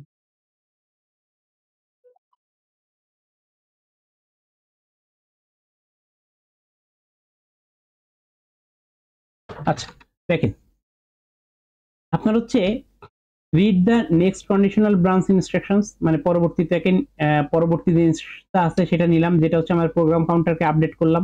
করার পরে এবার প্রথমবার হচ্ছে আমরা প্রেডিকশনকে টেক করব, যে আমরা যে প্রেডিকশন যে এখন হচ্ছে আমার একটা ব্রাঞ্চ আসতে পারে বা যা কিছু বা আমার কোডের মধ্যে যা বলুক না কেন আমরা সেটাকে নিব। নেওয়ার পরে এখন হচ্ছে আমরা একটা কন্ডিশনে আসলাম যে ব্রাঞ্চটাকে আমরা নিব কি নিব না। তো যদি আমরা ব্রাঞ্চটাকে ইয়েস বলি, ব্রাঞ্চটাকে নিব, তার মানে কি একবার হচ্ছে আমরা প্রেডিকশনকে টেক করলাম, এখানে এসে আবার ব্রাঞ্চকে নিব কিনা, তার মানে কি আবার হচ্ছে প্রেডিকশনকে টেক করলাম না, টেক করে আমরা এখান থেকে আবার গেলাম না, 2 বার যখন প্রেডিকশনকে টেক করব তখন হচ্ছে আমরা পরবর্তী ইনস্ট্রাকশনসটাকে ইয়ে করব। এটা হচ্ছে আমরা মনে করেন যে একটা, দুইটা, তিনটা, চারটা এরকম আছে, মানে 4টা স্টেট আছে আর কি। তো আমরা যখন হচ্ছে একবার প্রেডিকশন টেক করলাম, ইয়েস করলাম, আমরা কি করলাম, পরের ইনস্ট্রাকশনটাকে আবার নিলাম। তার মানে কি প্রেডিকশন আমার ফার্স্টে হচ্ছে আমরা এখানে ছিলাম, এই জায়গাটায় ছিলাম, থাকার পরে এখন হচ্ছে আমরা কি করছি, প্রেডিকশন টেকেন করছি। তার মানে কি টেকেন, তার মানে কি আমরা যেখানে ছিলাম এখানেই আছি না, আবার আসি। হ্যালো, স্যার জি স্যার। আচ্ছা, তো এখন দেখেন, এখন হচ্ছে আমার প্রেডিকশন টেকেন করলাম, এরপর থেকে আবার গেলাম। এবার দেখেন এই জায়গাটায় এসে যদি হচ্ছে আমরা বলতাম যে প্রেডিকশন টেক করিনি, মানে ব্রাঞ্চ নট টেকেন, সেটা যদি বলতাম, এই যে নট টেকেনে যাওয়ার পরে আবার আমরা কি করছি, প্রেডিকশনকে টেকেন করছি না, এই যে read the next conditional branch instruction এবং প্রেডিকশনকে আবার টেক করছি না, করছি প্রেডিকশন টেকেন এটাকে করছি। এবার আবার এসে হচ্ছে আমরা ব্রাঞ্চে গেলাম, ব্রাঞ্চে যাওয়ার পরে এবার দেখেন এইখানে হচ্ছে নো, যদি নট টেকেন হয়, যদি এটা নট টেকেন হয়, তাহলে এখান থেকে আবার কোথায় গেছি, এই যে পরবর্তী এইটাই চলে গেছি না, প্রেডিকশন নট টেকেনের জন্য, যেখানে এই যে নট টেকেনের স্টেটে চলে গেছি না আমরা আবার, যে নট টেকেন পরপর দুইবার নট টেকেন পাইলে আমরা কোথায় চলে গেছি, নট টেকেনে। বাট যদি হচ্ছে আমরা ইয়েস করতাম, তাহলে এখান থেকে নিচে না এসে আবার হচ্ছে কোথায় যাইতো, প্রেডিকশন টেকেনের স্টেটে আবার যাইতো না। যদি এই যে এখান থেকে যদি ইয়েস করতাম, তাহলে এইটা থেকে ঘুরে আবার প্রেডিকশন টেকেনে আসতো না, আসতো। তাহলে দেখেন নট টেকেনে গেলাম, এবার নট টেকেনে আসি, এখান থেকে আবার যদি আমরা নোতে যাই, তার মানে কি আবার হচ্ছে এই যে আমরা উপরে ঘুরে যে আবার আমরা নট টেকেনে যাইতে পারি। আর যদি আমরা হচ্ছে ইয়েসে যাইতাম, ইয়েসে গেলে তখন কি হতো, প্রেডিকশন নট টেকেন। যদি আমরা প্রেডিকশনকে টেক করতাম, দেখেন কোনো কারণে এই জায়গাটায় এসে আমরা প্রেডিকশনকে টেক করছি, তাহলে কি আমরা আবার এখান থেকে প্রেডিকশন, এই যে নট টেকেনে যে আসলাম, এই যে মানে আমরা এ স্টেট থেকে এ স্টেটে আসছি। এখন যদি হচ্ছে আমরা এই যে ইয়েস করছি, ইয়েস করার পরে নট টেকেনে আসছি, আসার পরে এবার যদি আবার একটা ইয়েস পাই, ইয়েস পাইলে এখান থেকে ইয়েস পাওয়া মানে কি টেকেন, তার মানে কি আমরা প্রেডিকশন টেকেনের স্টেটে আবার চলে যাচ্ছি না, হ্যাঁ যাচ্ছি। তাহলে আমাদের এইখানে অ্যাকচুয়ালি সিস্টেমটা কি হচ্ছে দেখেন, আমাদের এই পাশটা হচ্ছে প্রেডিকশন টেকেনের পাশ, আর এটা হচ্ছে নট টেকেনের। এবার আমার যদি একবার টেকেনে থাকি, সেখান থেকে যদি একবার নো পাই, নো পাইলেও হচ্ছে আমরা আবার টেকেনে থাকবো না। এই যে আমরা টেকেনে আসি, এখন হচ্ছে প্রেডিকশন টেকেনে আসি, টেকেন থেকে একবার নট পাইছি, তারপরেও আমরা কোথায় থাকবো, টেকেনে থাকবো। কিন্তু আমরা যখন টেকেনে আসি, যতবার টেকেন পাইতে থাকবো ততবার কি আমরা টেকেনের মধ্যেই থাকবো না, যে যতবার ইয়েস পাচ্ছি ততবার আমরা প্রেডিকশন টেকেনের মধ্যে রইছি না। একবার যখন নো পাইছি তখনও আমরা কোথায় আছি, প্রেডিকশন টেকেনেই আছি। এই যে এইটা হচ্ছে আমাদের স্টেপ 2, এই যে স্টেপ 2 তে আছি। এবার এইটাতে থাকার পরে যখন যে আমরা আবার ইয়েস পাচ্ছি, ইয়েস মানে কি টেকেন, এখানে যে আবার যখন ইয়েস পাচ্ছি, তার মানে কি আমরা প্রেডিকশন টেকেনে আবার চলে আসতেছি। তার মানে এই টেকেন থেকে বেরোনোর জন্য আমাদের পরপর কয়বার নট টেকেন পাইতে হবে, একটা নো, দুইবার নো পাইতে হবে না। তারপর নট টেকেন একবার, দুইবার, যখন দুইবার নট টেকেন পাবো তখন হচ্ছে আমরা প্রেডিকশন নট টেকেনে চলে আসতেছি না। এবার প্রেডিকশন নট টেকেনে থেকে আমরা যতবার নো পাবো, এখানে এই লুপটা ঘুরতে থাকবে না, যতবার নো পাবো। তার মানে কি এই যে এই লুপটা, যতবার আমরা নো পাচ্ছি ততবার এই লুপটাই ঘুরবে। এবার যখন হচ্ছে একবার ইয়েস পেয়েছি, ইয়েস পাইলে আমরা এই তখনও আমরা কোথায় আছি, প্রেডিকশন নট টেকেন, এটা হচ্ছে আমাদের 4 নাম্বার, এই যে 4 নাম্বার স্টেট। তাহলে তখন আমরা ইয়েতে আছি। এবার এইখানে থাকার পরে এবার যদি আমরা ইয়েস পাই, তাহলে এই একবার ইয়েস পাইলাম, দুইবার ইয়েস পাইলাম, এখান থেকে টেকেন মানে হচ্ছে ইয়েস, আবার টেকেন পাইলাম, দুইবার যদি ইয়েস পাই তাহলে হচ্ছে আমরা আবার সেই ঘুরে ফিরে টেকেনে চলে যাচ্ছি না, 1 নাম্বার স্টেটে চলে যাচ্ছি। যদি আমরা আবার নো পাই, এখান থেকে আবার নো পাইলে কি আবার ফিরে আসতেছি প্রথমটায়, তাহলে প্রেডিকশন নট টেকেনে থাকতেছি না। আচ্ছা, তো আমাদের কোডের ক্ষেত্রে এই জিনিসটা কাজ করতেছে কিভাবে, যে আপনার কোডটা এই জায়গাটা এসে কন্ট্রোল হ্যাজার্ডে কি করে, সে হচ্ছে কন্ট্রোল করে যে আমি প্রেডিকশনটাকে নিব কিনা। মানে সে হচ্ছে ধরে নেয় যে এই যে জায়গাটা আসছি, এই জায়গাটা এসে আমার প্রতিবার একটা জাম্প হয়, মানে 3 থেকে আমার প্রতিবার 15তে জাম্প হয়। তো এরকম যদি পরপর সে 2বার 3বার জাম্প পায়, তাহলে তো তার সমস্যা নেই, সে প্রতিবারই হচ্ছে প্রেডিক্ট করতেছে, সে জাম্প করতেছে। তো সে একটা পর্যায়ে যে কি দেখলো, যে পরপর 2বার সে জাম্প পায় নাই, মানে এমন একটা কোড পাইলো যে সে পরপর 2বার জাম্প পায় নাই। তার মানে কি পরপর 2বার সে যখন জাম্প পাইলো না, তার মানে কি তৃতীয়বারেও সে জাম্প নিবে না, মানে সে বাই ডিফল্ট হচ্ছে ধরে নিবে যে এবারও আমি জাম্প করব না। কিন্তু যদি কোনো কারণে হচ্ছে তার কাছে আবার একটা জাম্প আসে, সে তখনও সেই জাম্পটাকে নিবে না। পরপর সে যখন 2বার জাম্প পাবে, মানে এইখানে নট টেকেন করতে করতে পরপর যখন সে 2বার জাম্প পাবে নট টেকেনের মধ্যে, তখন সে হচ্ছে 3বারের বার জাম্প করে যাবে, তাই না? এবার কি এটা ক্লিয়ার? আচ্ছা, আমি হচ্ছে ওই ফ্লো চার্টটা দিইনি, কারণ হচ্ছে ফ্লো চার্টটা জন্য হচ্ছে আপনাদের হইতে পারে, মানে একটু হ্যাসেল লাগতে পারে যে এরকম একটা ফ্লো চার্ট কেমন হচ্ছে, বাট এটা দিয়ে দেওয়া উচিত ছিল। আচ্ছা, আমি এই ফ্লো চার্টটা সহ এই ডায়াগ্রাম, মানে এই স্লাইডটা আবার আপলোড করে দিব, ঠিক আছে? তাহলে হচ্ছে মানে বুঝতে পারবেন আর কি ক্লিয়ারলি। তো এখানে মেইনলি স্টেট ডায়াগ্রামটা থাকলেই হয়ে যায়। এখন কি ক্লিয়ার এই জিনিসটা? তো এখানে ইস্যুটা হচ্ছে কি মনে করেন এই যে নো আসলো ইয়েস আসলো করে আমরা ঘুরতেছি আর কি হ্যাঁ দেখতেছি, এখন তাহলে ইস্যুটা হচ্ছে কোথায় আচ্ছা আসলে? এই ইস্যুটার ব্রাঞ্চ প্রেডিকশন হচ্ছে মেইনলি এখানে তো কয়েকটা হ্যাজার্ড আছে। তো এখানে দেখেন আপনার হচ্ছে আহ, এই যে জাম্পটা, এই জাম্পটা যদি আপনি আগের থেকে প্রেডিক্ট করে রাখেন যে এই 3 নম্বরে এসে আমার একটা জাম্প হইতে পারে, তাহলে বাকি কাজগুলোকে আপনি পাইপলাইনে স্টার্ট করবেন না, কারণ যে কাজগুলোকে স্টার্ট করতেছেন ততক্ষণ তো আপনার সিপিইউ ইউজের মধ্যে যাচ্ছে। তো আমি যদি আগের থেকে প্রেডিক্ট করে রাখতে পারি যে আমার 3 নম্বরের পরে 15 নম্বর কাজ অলওয়েজ শুরু হয়, মানে আমার সিপিইউটাকে আমি এইভাবে ট্রেন করলাম যে আমার নরমালি 3 নাম্বার থেকে 15তে অলওয়েজ জাম্প করে, তাহলে 4-5 থেকে শুরু করে 14 পর্যন্ত আমি কাজটা শুরু করব না। তাইলে হচ্ছে আমার ওই কাজটা শুধু শুধু এখানে শুরু হয়ে যদি আমি কেটে দিই, তাহলে এটা আমার রিসোর্সের হচ্ছে অপব্যবহার হচ্ছে না, আমার রিসোর্স লস হচ্ছে না। তো সেই লসটাকে কমানোর জন্য হচ্ছে মেইনলি এই হ্যাজার্ডটাকে কন্ট্রোল হ্যাজার্ডে যে এই ব্যাপারটাকে কন্ট্রোল করা হয়, যে আমার যখন হচ্ছে আমি প্রেডিক্ট করে রাখছি যে হচ্ছে আমার এই জায়গায় গেলে সে একটা জাম্প করে, কিন্তু আমি পরপর 2বার পাইলাম যে না এই আমি এখন যে প্রোগ্রামটা চালাচ্ছি সে 2বার হচ্ছে জাম্প করতেছে না, তার মানে হচ্ছে আমি ধরে নিব যে তৃতীয়বারও যখন আসবে সে জাম্প করবে না। তার মানে আমি কাজটাকে হচ্ছে আগের থেকে শুরু করব, মানে পরবর্তী কাজটাকে মানে পাইপলাইনের আমার যে কাজটা যেহেতু জাম্প করে না আমি ধরে নিছি, তার মানে হচ্ছে আমি কি করব যে আমি এরপরে এই কাজটাকে শুরু করব। তো নরমালি যদি হচ্ছে পরের বার জাম্প না করে তাহলে কি আমার এইভাবে তো চলতেই থাকবে। তো এইটা হচ্ছে নরমালি কোডের সিকোয়েন্সটা এইভাবে বোঝার জন্য হচ্ছে ধরে নেওয়া হয় যে আমি নরমালি আমার এই প্রোগ্রামটা যেভাবে চালাই যাতে হচ্ছে আমার কাছে জাম্প আসলে আমার এই কাজগুলোকে আমি আগের থেকে রেডি করে না রাখি, আমার এই রিসোর্সটা এই কাজে ইউজ না হয় আমি অন্য কাজে ইউজ করি। বাট যদি হচ্ছে আমার পরপর 2বার পাই তার মানে আমি ধরে নিব যে আমার এর পরের বার হচ্ছে জাম্প আসতে পারে, তার মানে তখন হচ্ছে আমি আবার এই কাজটাকে শুরু করে দিব। ক্লিয়ার? এখন কি বুঝতে পারছেন? মানে শুরু করে দিব না আর কি বাদ দিয়ে দিব, বুঝতে পারছেন? তো ইনস্ট্রাকশন যদি দেখি যে 3 থেকে জাম্প করে 15 তে চলে আসছে, আমরা একদম সরাসরি 3 এর পর থেকে শুরু হ্যাঁ করে 15 আগ পর্যন্ত এটা করব, হিসাবই করব না। হ্যাঁ হ্যাঁ হিসাবই করবো না যে এর মধ্যে কোনো কাজ আসতেছে কিনা। বাট যখন হচ্ছে আমি পরপর 2বার দেখতেছি যে না আমার হচ্ছে জাম্প করতেছে না এখন, তখন হচ্ছে আমি কি করব, তখন হচ্ছে আমি 4 নাম্বার থেকে আবার কাজ শুরু করব, কারণ পরপর আমি 2বার দেখছি যে আমার জাম্প করতেছে না, তার মানে কি আমার পরেরটাও আমি ধরে নেব জাম্প করবে না। তো আমি তার মানে কি আমি জাম্প না করে হচ্ছে নরমাল কাজ শুরু করব, এবার হচ্ছে আমি সেইভাবে কাজ করতে থাকতেছি, তার মানে আমার কাছেও ধরেন অনেকক্ষণ ধরেন হচ্ছে প্রায় 15 মিনিট ধরে এরকম কোনো ইনস্ট্রাকশন আসতেছে না যেখানে জাম্প করে। এবার হঠাৎ করে 16 মিনিটের মাথায় যে আমি একটা ইনস্ট্রাকশন পাইলাম যেখানে হচ্ছে আমার জাম্প করে, তো তখনও কিন্তু আমি 17 নম্বর ইনস্ট্রাকশনসও কিন্তু নরমালি করে যাব, কারণ কি আমি একটা মাত্র জাম্প পাইছি, তো আমার জাম্প পাইতে হবে মিনিমাম কয়টা? 2টা।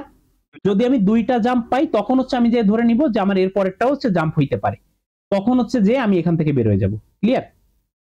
জি স্যার। স্যার এটা কি অ্যাকচুয়ালি কম্পিউটারে এভাবে কাজ করে নাকি হ্যাঁ আমাদের না না না অ্যাকচুয়ালি এইভাবে কাজ করে, এইভাবে এই হ্যাজার্ড গুলো হচ্ছে এইভাবে অ্যাকচুয়ালি ইয়ে করা হয় যাতে হচ্ছে আমরা খুব দ্রুততম সময়ের মধ্যে হচ্ছে কম্পিউটার, এবং এইখানে অনেক টাইপের হ্যাজার্ড আছে, আমরা তো জাস্ট হচ্ছে আমাদের 16 বিট আর্কিটেকচারের জন্য যতটুকু সেটুকুকে শিখতেছি। আমাদের দেখেন কম্পিউটার আপনি যদি হচ্ছে আমি টাস্ক ম্যানেজার আগেও আপনাদের ক্লাসে দেখাইছি, দেখেন আপনাদের এই যে কম্পিউটার দেখেন প্রতিনিয়ত কিন্তু হচ্ছে এর কাজগুলো সরাচ্ছে, এবং আমরা যদি হচ্ছে এখানে আসি পিআইডি নামে একটা জিনিস আছে, এটা হচ্ছে প্রোগ্রাম আইডি, ঠিক আছে, সরি প্রসেস আইডি।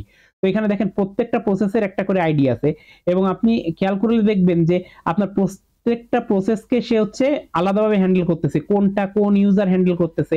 তো যখন যে কাজটা ফ্রি হচ্ছে এবং যখন আমাদের যেখানে হচ্ছে প্রেসারটা লাগতেছে ও কিন্তু সেই ওয়াইজ হচ্ছে দেখেন এই যে প্রতিবার হচ্ছে এটাকে চেঞ্জ করে দিচ্ছে, যে সিপিইউর কাজটা দেখেন প্রতিনিয়ত কিন্তু হচ্ছে প্রত্যেকের রিসোর্সের ইউজটা চেঞ্জ হচ্ছে। তো কিন্তু অলওয়েজ হচ্ছে আপনাদের এরকম বিভিন্ন অ্যালগরিদম হচ্ছে চালাইতে থাকে, এবং আপনারা যখন হচ্ছে অপারেটিং সিস্টেম পড়বেন তখন হচ্ছে এই কয়েকটা অ্যালগরিদম সম্পর্কে পড়তে পারবেন, যে অ্যালগরিদম গুলোর মধ্যে হচ্ছে আপনি বুঝতে পারবেন যে অ্যাকচুয়ালি শিডিউলিং অ্যালগরিদম বলে এগুলোকে, রাউন্ড রবিন আছে, তারপর আরো কি কি জানো আছে আমার এই মুহূর্তে সবগুলোর নাম মনে নেই। তো এই অ্যালগরিদম গুলোর মাধ্যমে হচ্ছে এই কাজগুলো এই যে প্রেডিকশন বলেন বা কোনটা থেকে কোনটাতে জাম্প করবে এইগুলো করে, আর এই হ্যাজার্ড গুলো হচ্ছে আপনার এই প্রসেসর থেকে হচ্ছে এই জিনিসগুলো শিখে যাইতে হবে যে এই হ্যাজার্ড গুলোর কাজ করতেছে। তো যে হ্যাজার্ড গুলো আমাদের নরমালি লাগে সেই জিনিসগুলো হচ্ছে আমরা এখানে আলোচনা করছি, ঠিক আছে? Okay sir. আচ্ছা, তো এরপর হচ্ছে আমাদের হচ্ছে আবার ডিলেড ব্রাঞ্চ আছে, এটা হচ্ছে আপনার কোনো একটা কাজকে আপনার হচ্ছে ইচ্ছা করে ডিলে করে দেওয়া হয়, যে এই কাজটা তো এরপরে যে হচ্ছে তার বসে থাকতে হবে, তাহলে এই কাজটা আমরা একটু ডিলে করে শুরু করি। তারপরে লুপ বাফার, যে আপনার বারবার হচ্ছে একটা কাজ লুপের মধ্যে যায়, তো সেই লুপটাকে হচ্ছে একটা বাফারের মধ্যে রেখে দেয়, ঠিক আছে?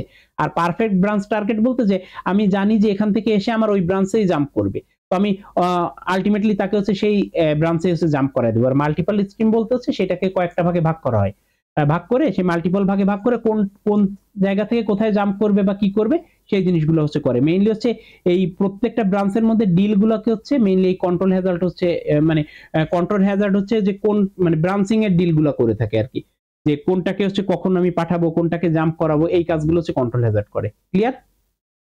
জি স্যার। আচ্ছা, দেন হচ্ছে আমাদের এইখানে কিছু অ্যাডভান্টেজ ডিসঅ্যাডভান্টেজ আছে, তো এইগুলো তো আপনারা একটু পড়লেই মনে হয় পারবেন বা হয়তো অনেকে পড়ছেন। তো তারপরে একটু দেখেন যে এখানে কোনো পয়েন্ট বুঝতে অসুবিধা আছে কিনা, তাইলে হচ্ছে আমি সেটাকে বুঝাই দিব।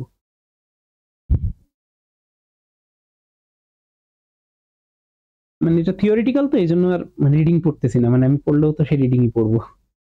দেখেন বুঝতে সমস্যা আছে কিনা।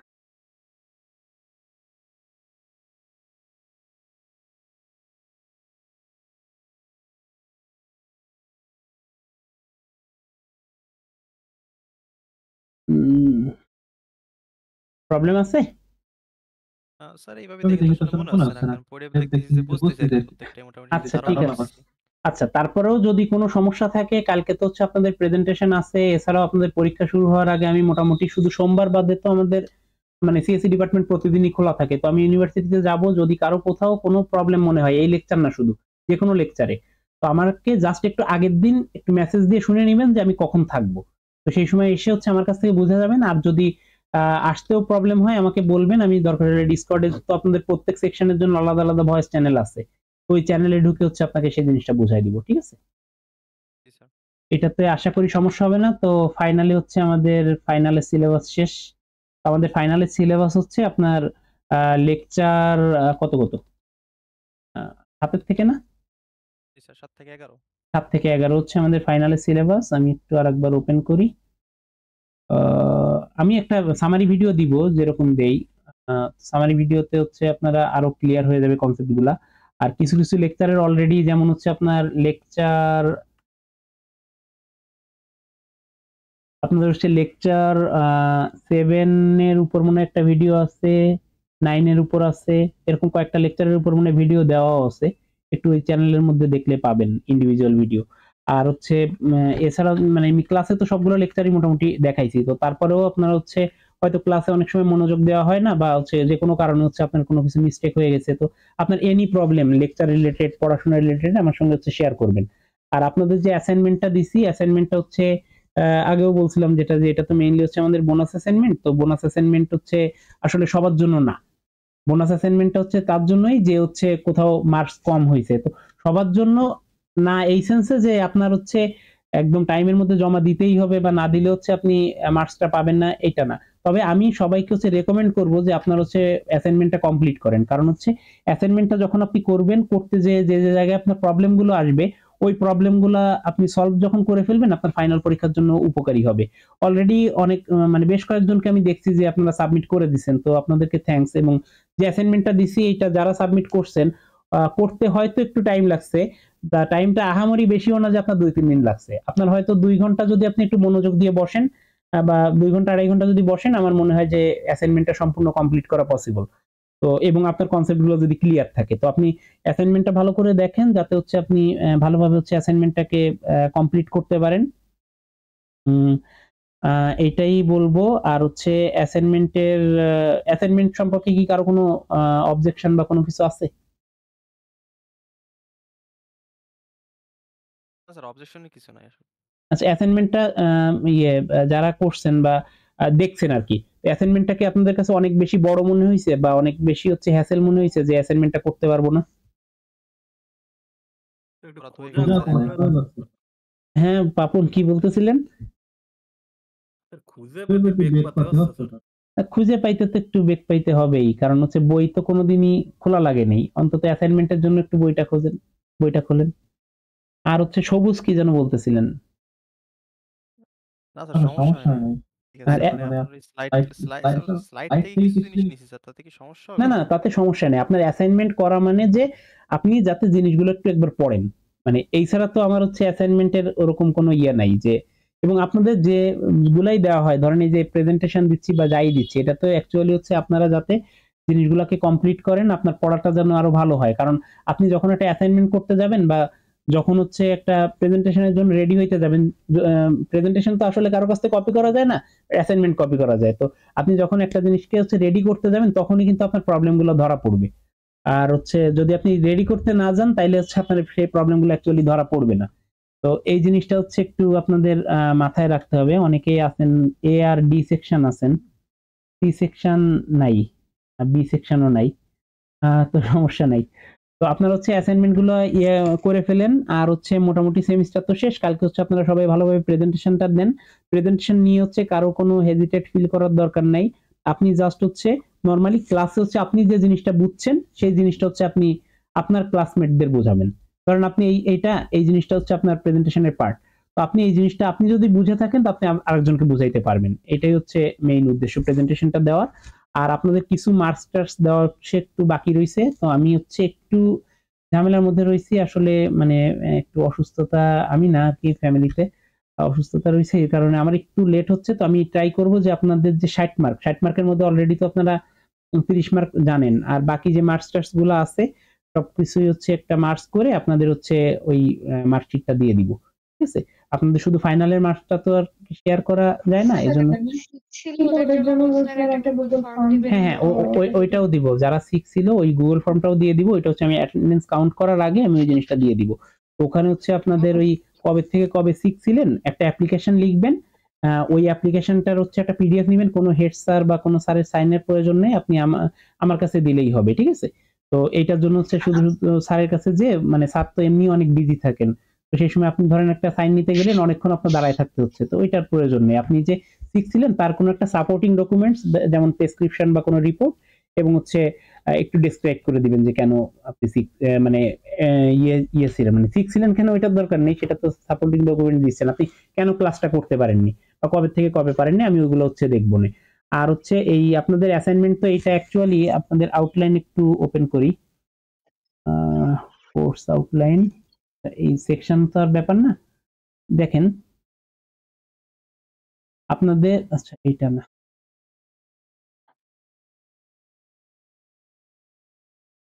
এই কোর্স আউটলাইন কই?